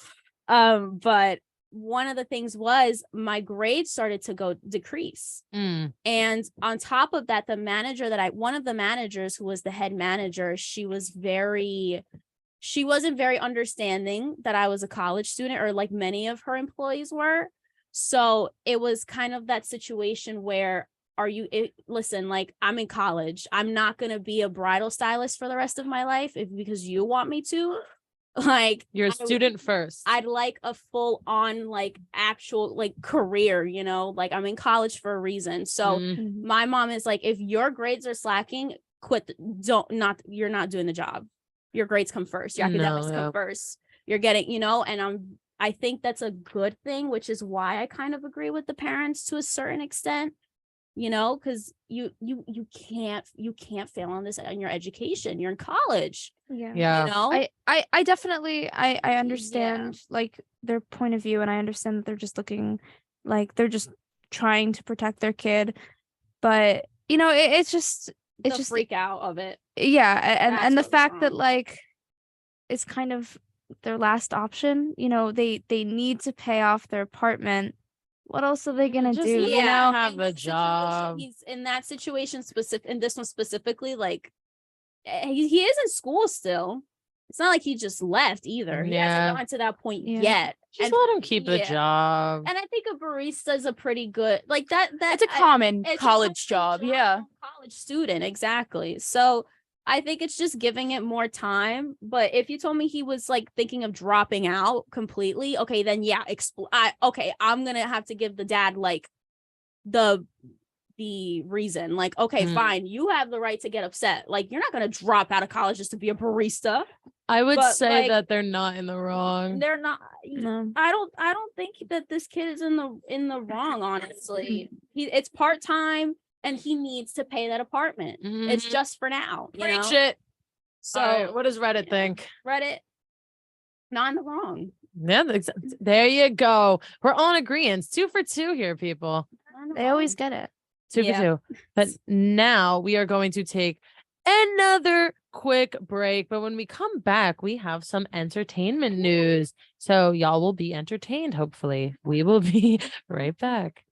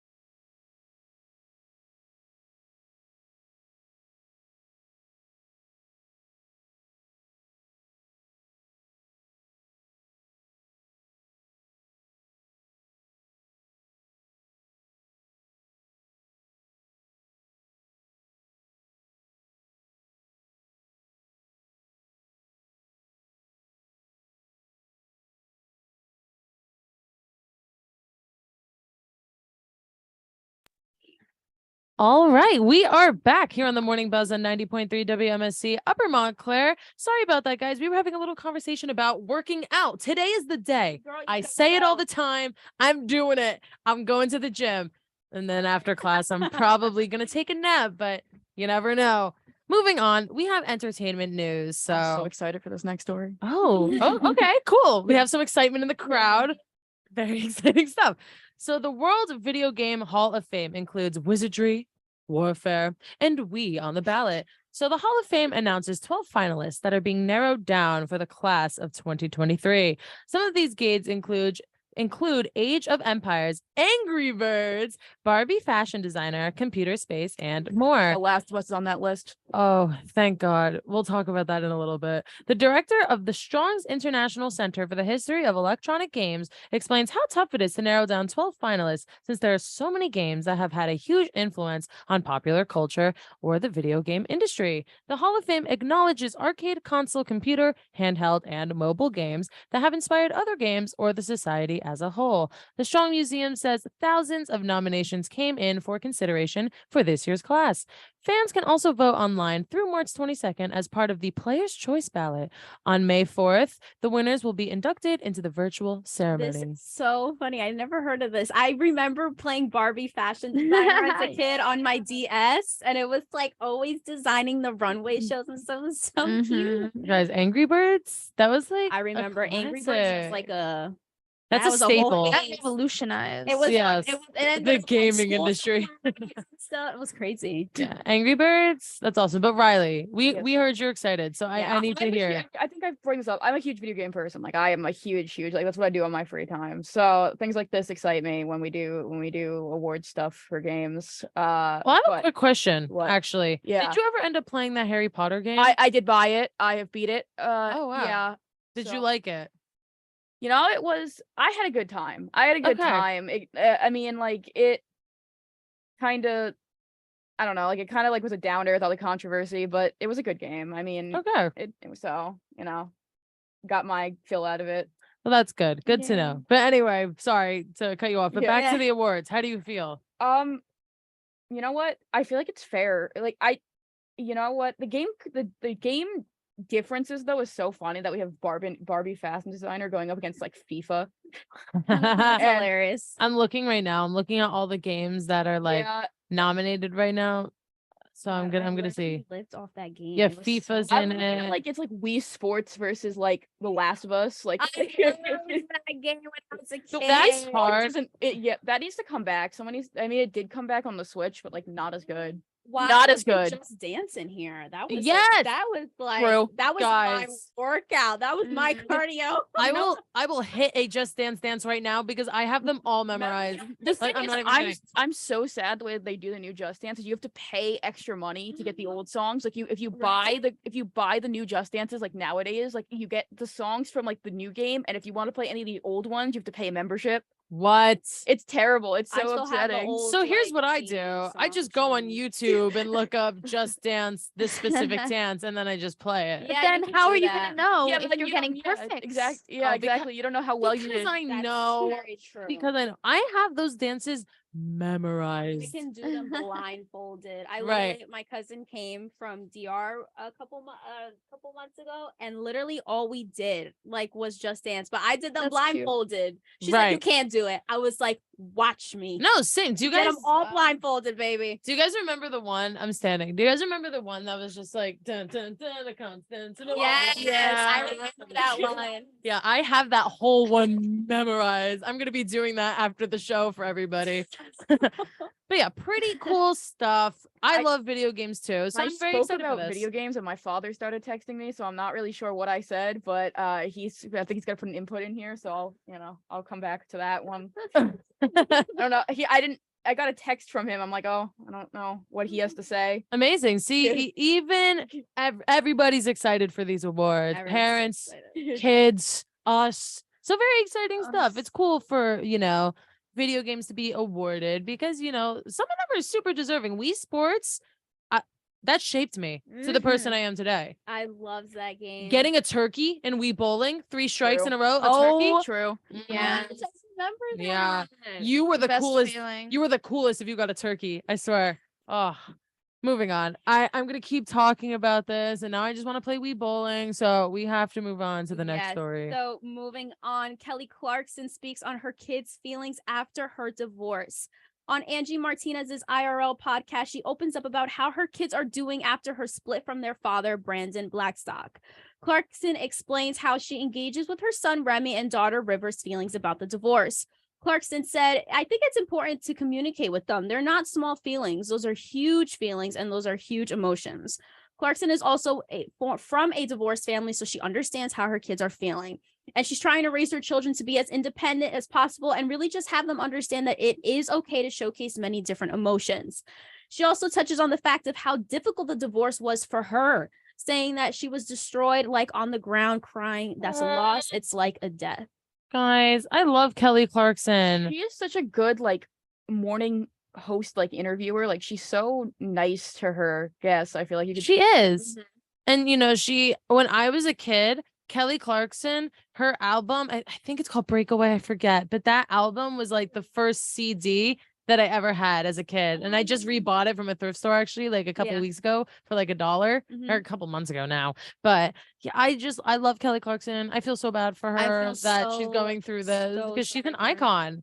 And you're right. Did you say that, Riley, about the interview? She's so sweet. If you guys have ever watched her show, she's great. So sweet. Her and Drew I was just Barrymore. about to say, her and Drew Barrymore are Their really morning show- great. their talk shows are very similar because they give off that same vibe. They give off that same energy. So I love, but Kelly Clarkson's awesome. I'm glad that she's opening up about it because divorce is a serious issue. I come from a divorced household, unfortunately, but you do mature a lot from it, you grow from it, but it's a serious issue that people don't talk about enough. Yeah. So many different branches that stem off from that. So the fact that she's such a public figure and she's talking about it, I think it's great. It can definitely help a single mom out there. It can help a lot of kids too. It's really great. Totally agree. I love Kelly Clarkson. Shout out Love Kelly her. Clarkson. Good for you, girl. They're through. They're gonna get through this. I know Yeah. it. When I was younger, her music had a chokehold on me. Like I knew every single line at like 6 years old to every one of her songs. Like that was my girl right there. Like loved all her music. So I do feel bad for her, but you're right. It's good that she's opening up and talking about this and talking with her kids about it. So Kelly, we wish you the best, girl. We really do. We love you here. Well, I do at least. Anyway, Meryl Streep is the last whale on Earth? ? In the sneak peek of a climate change series, Extrapolations, Sienna Miller, the series star, talked on how she will be starring with Meryl Streep in whale form. The 8-episode series is about a future where the devastating effects of climate change have become involved in our everyday lives. These characters explore the life-changing choices and scenarios that must be made when the planet is changing faster than the population. Streep and Miller's debut episode is about the dreadful aftermath where animals are extinct. Miller will be playing Rebecca, who is an archivist that studies the extinctions and works to preserve the animals' memories. And Meryl Streep will be playing Rebecca's late mother, Eve. So that's cool. I'm clicking on this link now because I want to see the whales. I thought it was animated. It's not. It's like a real live action thing. I thought it was like a kid's like little animated thing from what you were saying. It's not. Yeah, this is not. I thought it was gonna be animated too, but this That's what it is sounded these like. are real whales. Yeah. And they're huge. I personally love sea life and sea animals. Manatees are my favorite animals. Dolphins are my second, and seals are my third. Love dolphins. So, I think that a show about whales and climate change is really important because we need to save these whales, save the polar bears, and save the seagulls. Wait, anyway. Oh my gosh. The ensemble cast for this is actually kind of stacked too. They've got Kit Harington and David Diggs. It really is. Hi, it's Lyra Wow. again. Once more. Gemma Chan is in here too. It's crazy. Yeah, I think it's great that they're having this out. Like Amanda said, I mean, especially here for Jersey, like the issues that have been happening down the shore, seeing like these sea animals getting washed up like Angela? on the shore and stuff. I'm so glad you brought that up. Yeah. Because next week we're going to be airing an interview with the director of Save Coastal Wildlife, where I talked to him about whales and all these whales being washed up on Jersey shores. So please stay tuned next week if you're interested to hear that. Nice. There we go. Very exciting. Very, very exciting. Very exciting. But moving on, a 250-pound dog happens to actually be a bear. Guys, this is so exciting for me because I love bears. So let's talk about this. I have a good story about a bear. Okay, yeah, I'll tell it after. Let me read this first. A family in rural China adopted a puppy, but 2 years later found that it was actually a bear. The family was told that the dog was a Tibetan Mastiff, which is a large dog with a thick coat that is a mixture of black and brown. The upper weight limit of males is usually 150 pounds. As the owner, Su Yan, became shocked about the dog's extreme hunger, she weighed him, noticing that it was 250 pounds and still growing. Sue's confusion transformed into fear as she started to realize the animal's unusual ability to walk on 2 legs. She called the police, and they confirmed that the animal was a rare and threatened Asiatic black bear. Oh, black bear. That's crazy. The workers who came to Sue's house to get the bear. No. Oh, wait. Okay, no, it's fine. Had to put it to sleep before transporting it to the Union Wildlife Rescued since they were scared. Okay, but the bear is still alive. I read put to sleep, got really sad, but they're okay. But does she was living with the bear for 2 years. Yeah, at that point, keep it. This implies that bear could have been a pet. At this point, I would just keep it. Oh, he's cute, guys. I'm looking at pictures. This was a domesticated bear. Like she had this for 2 years. I mean, probably once he's old enough, he would not be so domesticated. Oh wow, it really is. That's a bear? Guys, he's I cute. I would see it walking down the street and I wouldn't freak out. I'd be like, that's a dog. Guys, I love all bears, polar bears, black bears. Grizzly bears kind of scare me, but they're still fluffy and cute. But over the summer, guys, I was hiking. And while I was hiking in my, just like on a trail behind my house, when I was hiking, there was a gigantic mama black bear standing in the middle of the trail. And I was less than 20 feet away from it. And I just stood in fear like this, frozen in fear. I was Gotta like, be careful with I black just bears. slowly backed up and then just bolted past the bear. And it was horrifying because the bear, so I already hiked to the top. I'm trying to walk back down. The bear was in the middle of the only way to get down. Oh no. It was she just wanted to come with you. Yeah, I loved her. She was an icon. And then later down the trail, I saw the baby cubs. So I was like, thank God that they were not there because she probably would have been threatened by me and attacked me. And that would have been terrifying. I live in New York in like a very wooded area. And so when I mean like going to school in the morning, there was like a 9 out of 10 chance you saw a bear on the way to school. I mean, like there was a 9 out of 10. Like my best friend would call me and be like, I can't leave the house right now because there's a bear staring at me through my front door. Like it was just a common thing. It was a common thing. Just, Yeah. A couple minutes later, there's a bear by my door. No, it's like that in my town too. Like there's always bears, especially in the summer. They just walk through your backyard. They're like deer, honestly. Like in my town at least, I always see them walk past. Once I had opened my garage and the bear was inside eating the dog food that we left in there. It was in my garage. We were like, oh, he's your new pet. Honestly, just thinking about it, like. Oh, I love that. I love that. Gosh. Well, I'm sad that she didn't keep the bear because I would have. That does not look like a bear. I really think it just looks like a dog.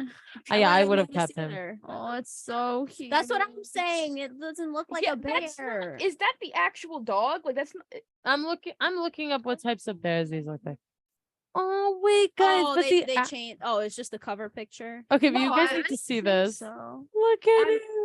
The article is very misleading. I can't tell if the dog on top of it is her dog or if it was really the bear.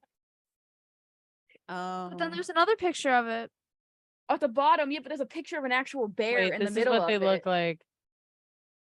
Yeah, what is happening? We're very confused. That's definitely a bear. Oh, that's definitely a bear. All right, I need like a cub. If you maybe her quote unquote dog was still a cub because that is completely different than what the article shows. That's crazy. I just added a picture of what these bears look like. Gosh, wait a minute, that's a cub. Okay, so yeah, that's what they look like. That's a bear. Like that's definitely a bear. Wait, so now how do you mistake? Well, I guess if you're in China, you don't know what a bear looks like you've never seen a bear. Like, well, these are actually like these are. The name of them, they are. Yeah, I just looked at it. What did it? This way, like if you're in rural China, do you like and you've never seen a bear? Yeah, they're before, Asian black bears. Yeah, but like, are you gonna know like what a bear cub is? If I don't know, I might be underestimating your ability to tell what a bear is, but No, I mean, I think they would because these are the Asiatic black bears. So they're kind of like known to be in those areas. I cracked the code, everybody. Okay. So they were told that this quote unquote dog was the Tibetan Mastiff, which is a dog. So in the article, that's the first picture you see of that Oh. dog. So then they later found out that this was an Asian black bear. But those two, they look similar, but one looks more like a bear than the dog. Okay. I know. I know, Kupo. I know. Yeah, I really like him. So I would have kept him. But, not my bear, not my problem. We're going to be moving on. Yes. So we're moving on to our next story. Teens walk like zombies to school, starting at 5:30 a.m. I mean, I feel like I look like a zombie at 5:30 a.m. That's okay. Yes, me I too. can agree with that statement. So Kupang, a city in Indonesia, started a pilot project where 12th graders at 10 high schools start classes at 5:30 a.m. That should be a crime, surely. Last month, Governor Victor announced this new system in order to strengthen children's discipline. Teens look like, quote, zombies as they are sleep deprived while walking down dark streets to school. Schools in Indonesia usually start between 7 and 8 a.m., so parents are complaining that their children come home from school exhausted. Parents also add how their children have to leave home when it's still dark out, which leads to safety concerns. Despite all the criticism, the government is maintaining the experiment and even extended it to the local education agency. A civil servant at the agency told AFP that starting classes at 5:30 a.m. has improved their health since she has now time for group exercise classes. No, like that should be a crime. I couldn't even get up for high school, and my school started at 7 in the morning. Like that, to me, that's early. Like I had to get up at 6:30 every single day, and I was always late when I drove myself to school. I always got in by second period because there was no way I'm going to be in school by 7 a.m. Like I've read studies before, so don't quote me on this, but I've read studies that elementary schoolers don't need as much sleep as high schoolers do. So high schoolers should be starting school later than elementary schoolers. Because when I was in elementary school, we started at like 8:30, 9 o'clock. And like in high school, I started at 7, but I need my sleep. In high school, I believe I started at 7, but I actually 5:30 a.m. is when I would wake up in middle school.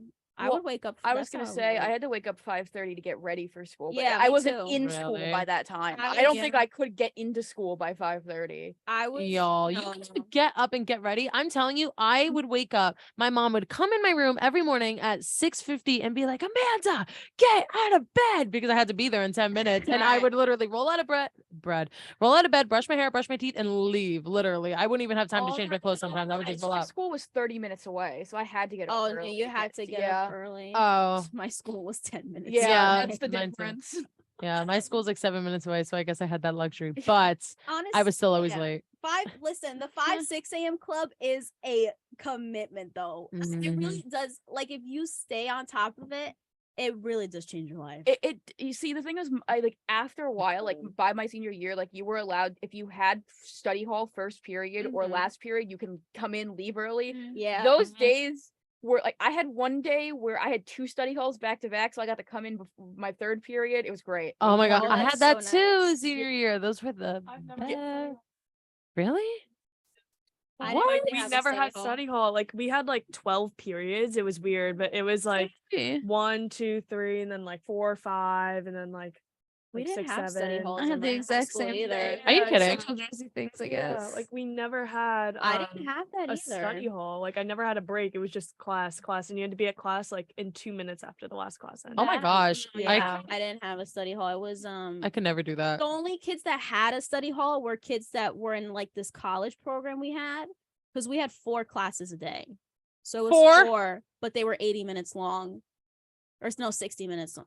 But Was 4 it? classes? It was like probably 80, 60, yeah. 80, because it was supposed to, it's block scheduling to get us used to like the college thing. We started that. So all throughout my high school, it was just a normal 8-period day or 12 whatever it was. It was a normal day, like really short classes. But then my senior year of high school, they implemented the block scheduling. So A day, B day. Let me tell you, that made my senior year amazing because They changed the classes from being like an hour long to an hour and a half. So I got an hour and a half extra of sleep in the morning, and I got to leave early because I had study hall at the end of the day and study hall in the morning. So I got to come in late, leave early. It was amazing. And the lunches were all put together. So we used to have separate lunches, but then our lunches got put together. So our lunch was like almost 2 hours long. 2 hours long, and that was just the best part of the day because Block scheduling was it was the great. best. I loved block scheduling. Honestly, all high schools should start implementing it. I Yeah, think my high it's school really did after I graduated. Oh, No, really? because the thing is, it helps you with college classes because usually your college classes are like an hour and a half, 2 hours long, and like 2.5. Oh yeah, I have a 2.5 hour class, and it's like it just makes you get used to it. But my study hall was like if you had the GPA and you were able to take a college class. If there was like, you know, like you don't have the same class every day. So it was probably like what you had it once or twice a week. So any day you didn't have it, you had a free like a free hour to yourself.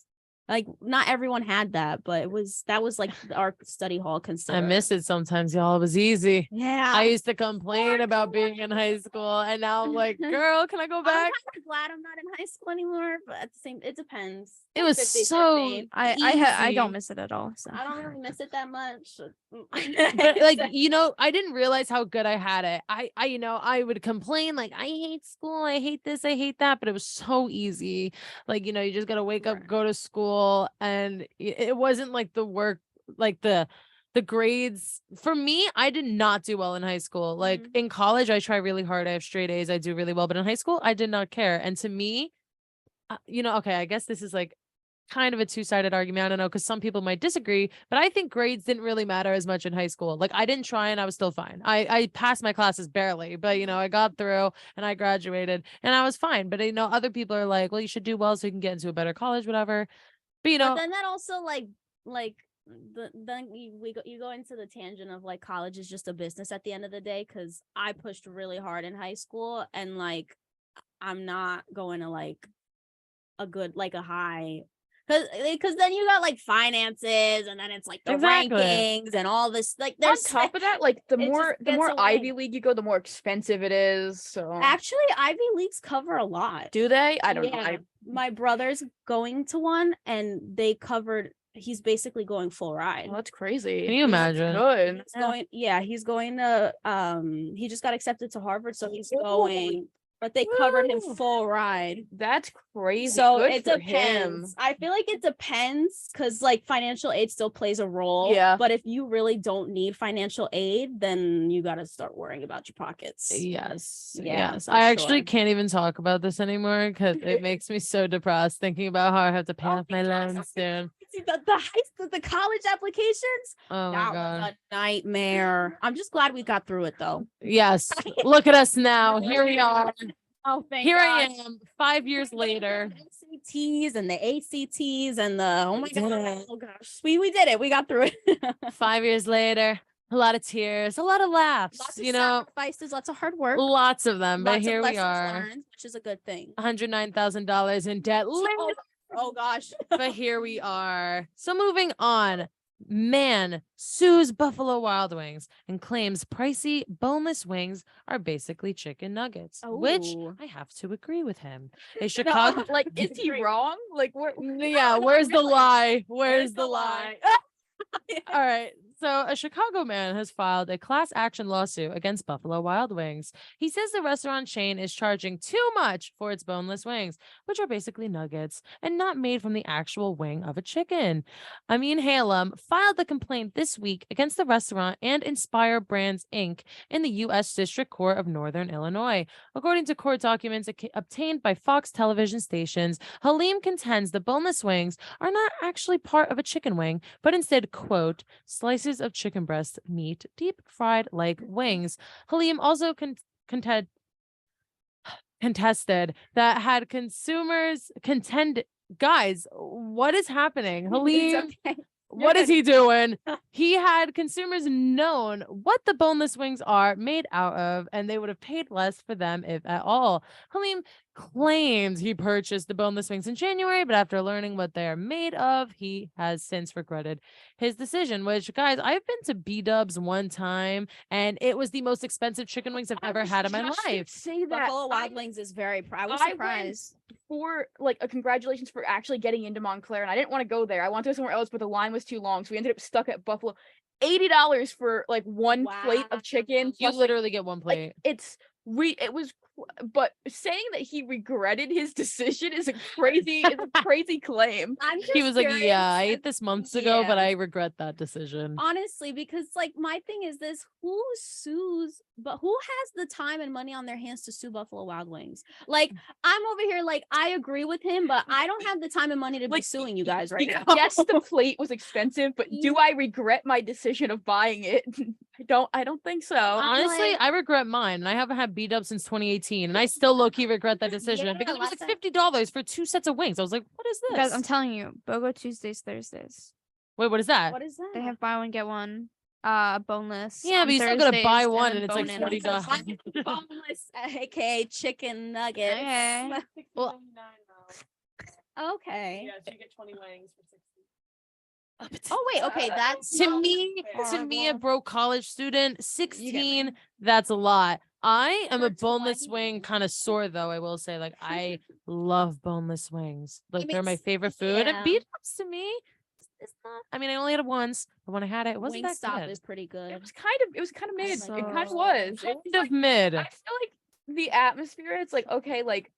Which, by the way, every time I say it, I feel bad for those workers during like Super Bowl season because it's a sports place. Like, and like people go there to watch the TVs. Like, imagine working there during like the Super Bowl.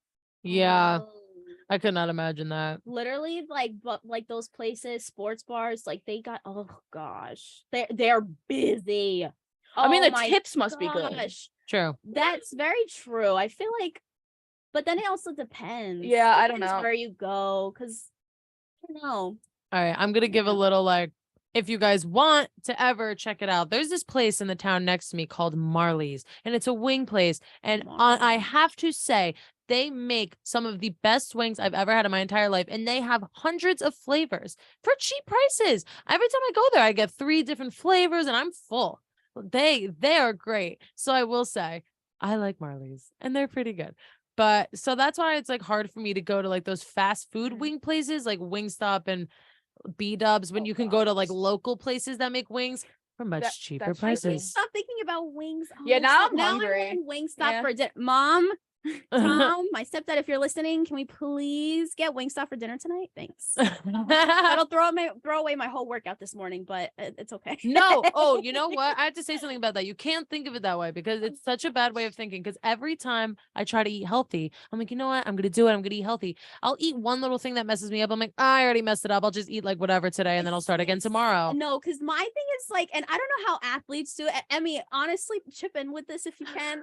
Like, my thing is this. I need to eat more. Like, my trainer was telling me the other day, because I just started personal training at the rec center, and he's like, you've got to bulk up on as much protein. I'm like, it's like, it's not even trying to eat healthy. Like, I need a burger, right? Like, I need a double, triple fat burger right now. Like, I need to bulk on whatever I can. I need to eat. Yeah, no, Emmy, give some advice. I was gonna say that when you said like, oh, that would throw away my whole meal tonight. Actually, the wing intake would be good. Like, I'm not like fully educated like on all of that and stuff, but I learned that like, what's the word? Like, re-energizing your body, whatever, like getting like all the protein back in. Yes, that's what he really said, getting good. the protein back You in. have to feed yourself like after the workout. So like if you work out and you don't eat anything afterwards, like I get so hungry after my workout. Like, the workout was like pointless because it's all about the intake afterwards. So that's how you gain the bulk afterwards. So you see results. If you only eat, if you eat a lot of protein but you're not working out, is that just gonna like Then not work?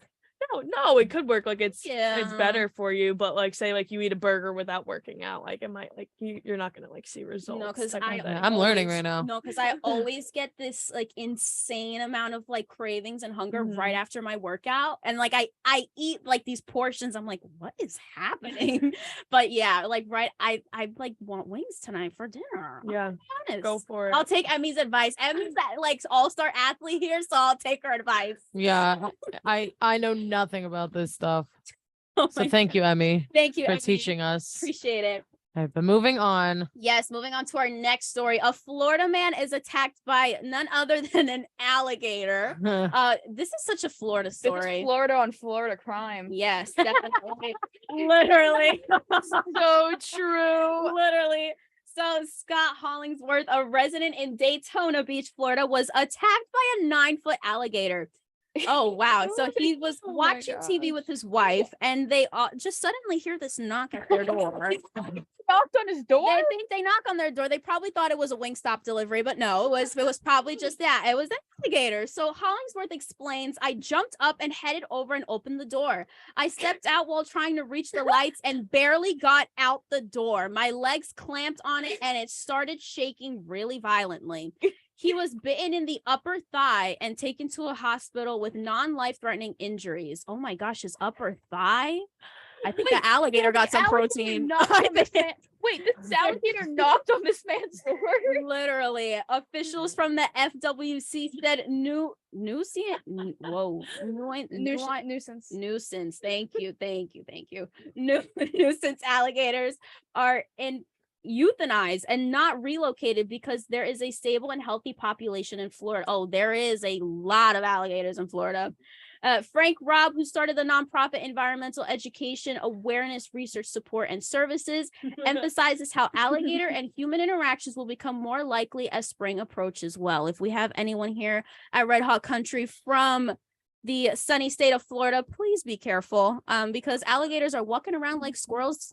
I have just learned that alligators knocking on doors is a common thing. No way. I just looked up 10 alligators knock on your door. They use there's so many cases of this. They said it's common for alligators to knock on your door. That's I don't know horrifying. why the first thing that came to my head was Shawn Mendes and Lala Crocodile. That whole That's TikTok crazy. thing that's I going on just right now. I feel so bad for him for it, but I like, wasn't gonna say it, but I just wrote it in the just popped up chat. in my- I wrote horrible. Shawn Mendes. I feel so bad for him because like people are taking it to a whole. It's so bad. It's just, but yeah, I don't know why I was. I don't feel bad for Shawn Mendes. I feel bad. They 'cause it's removed their like- sound on they- TikTok. They did. Yeah, It they was removed probably the sound. annoying him. Poor guy. I'm boycotting No. TikTok. No, put it back. La la la la. So good. Sorry, guys. Shawn Mendes is in studio. It's me. Oh gosh. La la la la. Well, I don't think any alligators are knocking I on their miss doors him. for a singing performance. So please It's be careful, so Florida funny. people. This is I'm just like going down the rabbit hole. Like this has been happening since 2015. oh wow. They're evolving. Why only They have 2015? knocking. Like, I don't know. There's a video from 2015 of this alligator knocking on this person's door. I would want to see how that looks. Like they just use their Yeah. tail and I like would knock with their imagine they I'm would have- assuming they just take their tail and Oh God, Shawn Mendes. He's there in Florida. I mean, I feel like he did, like, he shouldn't have done that. Like, the movie was definitely I mean- Lyle Crocodile. Well, technically, he's not, because that's an alligator and Lyle is a crocodile. So Shawn Mendes is a crocodile. Okay, yeah. And so they're I- different. Honestly, fun fact, I love alligators. Like I Really? just love them. Like Cute. have you seen like the way like they're like in the water and they're like They're menacing crossing long in snouts the air, with and then, teeth. like the rest of their bodies like hanging. Yeah. Yeah, they're so kinda I would cute. say- Bodies, like, Yes. hanging. It's just like Yeah, they're kind I of don't know, cute. I just love that. They freak me out sometimes, but they're kind of cute. They are. I so don't know if I'd be cute. step near one. I'd be upset. I touch like the baby ones, like when they have like people at like I've seen it for events. They'll have like baby crocodiles and you can like pet them. Yeah. I've Aw. done it before. They're cute, but I'm not gonna lie, they freak me out. One of them Yeah. opened their mouth. They were like, ah, and I was like, oh, stop, no, never mind. They didn't tape them. Normally they tape them, like their mouths shut when they do that. I've seen one. I don't know why I've seen that so many times in my life, but I've seen one that they taped their mouth, but the other times no, they have not. Oh. I don't know. Okay. I got lucky. Yeah. I like weird This animals. alligator though got his protein in. He bit his upper Nice. thigh. Also 9 Oh, feet. stop. Did you just make Did that? you just make that? La, la, la, la. Okay, so Lara just added a picture into the script, and it's a picture of an alligator standing in a lake with Shawn Mendes' face over the alligator body. How did you find this? Don't worry about it. Don't worry about it. Wow. So if you guys haven't seen Lyle Crocodile, this is pretty accurate to the movie. That's exactly what he looks like in the movie. Just a real life alligator with Shawn Mendes' face like CGI'd on the body. My goodness. All right. Moving on to our last story. We have 2 minutes left, so let's try to squeeze this in there. Newark mayor signs deal with Hindu Nation that does not exist. So the city of Newark, New Jersey has confirmed that it was duped over 5 days in January. Mayor Raz Barka invited what he believed to be a delegation from the Hindu Nation of Kaliza to join into a sister city partnership. A signing ceremony was held at Baraka, told a Kaliza delegate, quote, "I pray that our relationship helps us to understand cultural, social, and political development and improve the lives of everybody in both places." But it turned out that Baraka was was once featured on singer Lauryn Hill's 1998 The Miseducation of Lauryn Hill. Newark City Council were all being taken for a ride. Kaliza does not exist. Last week, the Newark City Hall acknowledged that it had been scammed by a notorious Indian fugitive. Newark officials said the agreement to twin with Kaliza has lasted but 6 days before being dissolved as baseless and void. Oh my So that's kind of gosh. nuts. That's yeah, very. Poor Newark, they're thinking like that they're like signing these deals with this Hindu nation. It turns out it's not even a real thing, and it's an Indian fugitive. Oh my god. Making this whole thing up.